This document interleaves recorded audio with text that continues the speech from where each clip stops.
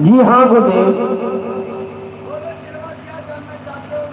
हम यही जानना चाहते हैं गुरुदेव कि बिन बादल बिन बारिश के जो है कि मछली आखिर हमारे आंगन में कौन सा शुभ संदेश लेकर आई है गुरुदेव?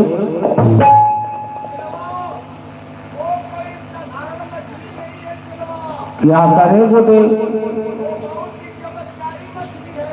चमत्कारी मछली है।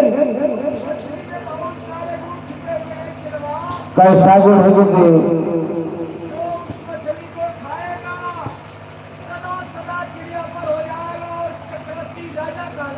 क्या करें गुरुदेव? परंतु गुरुदेव इस मछली का फिर बनाएगा कौन गुरुदेव?